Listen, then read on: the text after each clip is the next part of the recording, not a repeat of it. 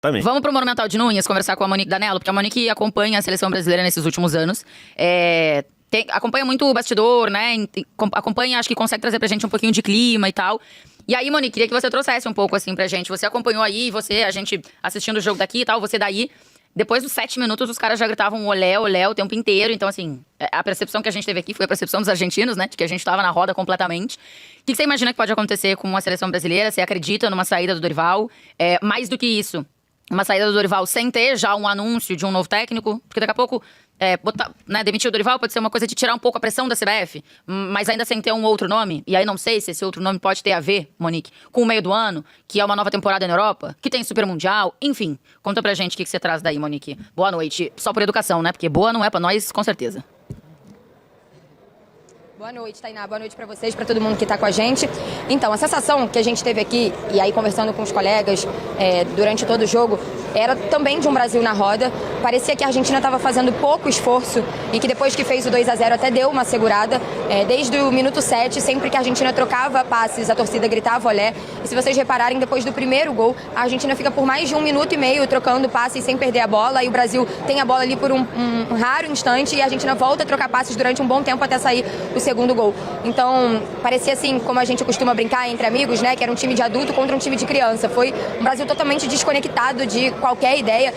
Eu até tentei que o Dorival explicasse pra gente, afinal, qual era o plano de jogo, porque não dava pra entender o que o Brasil veio propor na partida. E, na minha opinião, eu acho que o Dorival tomou decisões erradas ali ao escalar o time e depois ele volta no intervalo tentando corrigir algumas dessas opções, só que já era um jogo perdido para o Brasil. O Brasil não tinha poder de reação, apesar do gol do Matheus Cunha.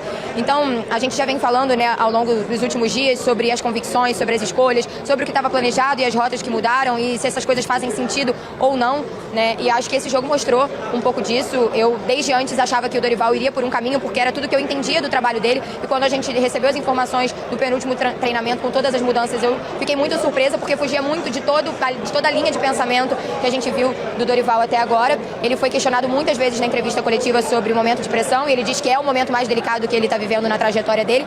E aí o meu ponto, Tainá, é assim, desde que o Dorival assumiu, ele teve um único momento tranquilo na seleção, que foram aqueles 2 amistosos do mês de março, que o Brasil consegue ganhar da Inglaterra e empatar com a Espanha depois de muito tempo sem enfrentar seleções europeias, né? Na era Tite praticamente não enfrentou, só lá no ciclo antes da Rússia. E aí isso trouxe uma expectativa, até um respiro, assim, uma sensação de que o torcedor ia voltar a se conectar com a seleção. E aí veio a Copa América, né, os 45 dias trabalhando com o grupo, e de lá pra cá não teve um momento em que o Dorival não esteve pressionado, em que não esteve balançando, em que as pessoas não estivessem questionando a posição que ele ocupava ali na seleção brasileira. Eu vou primeiro falar o que eu tenho de informação e depois o que eu tenho de sensação pelo que eu conheço aqui do ambiente. O que eu tinha de informação antes da bola rolar é que a vitória contra a Colômbia deu um respiro, que o Dorival não cairia depois desse jogo da Argentina, né, independentemente de uma derrota. É claro que foi uma derrota com uma goleada, com uma atuação bizarra da seleção brasileira, e pode ser que isso mude o panorama. Mas até antes da bola rolar, o que eu tinha de informação é que o Dorival não cairia depois dessa partida contra a Argentina, porque conseguiu a vitória contra a Colômbia, e aqui era um clássico, né? E em clássico a gente sabe que o resultado é muito mais aberto. Agora vamos falar do que eu tenho de sensação. O nome que sempre foi o preferido aqui, ele continua sendo o preferido. E esse nome já deixou mais ou menos subentendido que não ficará no Real Madrid após o fim da temporada. Só que a temporada só termina depois da data FIFA de junho, porque temos um Super Mundial de Clubes no meio do ano.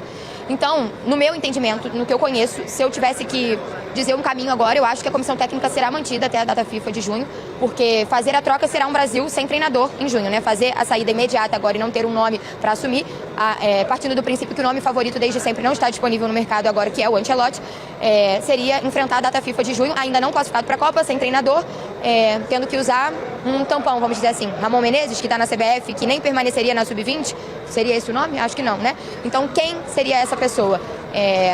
Por isso, né, a minha sensação é que essa comissão será mantida até a data FIFA de junho. O Brasil vai ter um jogo difícil na altitude na primeira data contra o Equador, depois o Paraguai em casa, para tentar confirmar a classificação para a Copa nessa partida contra o Paraguai, que ainda não tem local definido. E aí depois há uma grande parada de junho até setembro e ao fim da temporada na Europa, com o fim do Super Mundial de Clubes ali no dia 13 de julho. E aí, se eu tivesse que apostar, eu apostaria que a mudança vai vir a partir daí, levando em consideração que desde aquela época, né, desde as conversas que existiram entre o Edinaldo e o Ancelotti, e de fato existiram. O Ronaldo Fenômeno confirmou esses dias em entrevista ao Charla Podcast que ajudou o Edinaldo nessas conversas, que o Ancelotti queria vir para a seleção e que isso acabou não acontecendo, né, por conta da relação com o Real Madrid, enfim.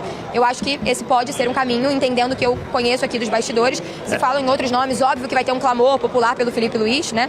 e o nome do Jorge Jesus sempre esteve circulando aqui nos bastidores também, mas se eu tivesse que apostar num caminho, eu acho que a comissão técnica ainda permanecerá para a data FIFA de junho. Isso até o que eu tinha de informação antes da bola rolar, não sei o quanto vai conseguir se sustentar isso depois do que aconteceu hoje. Sim, Vess? Não, só para constar. O Ancelotti, ele renovou com o Real Madrid até o meio de 2026. E ele já disse e reafirmou que ele não pedirá para sair do Real Madrid. Que a única possibilidade seria se o Real Madrid o demitir.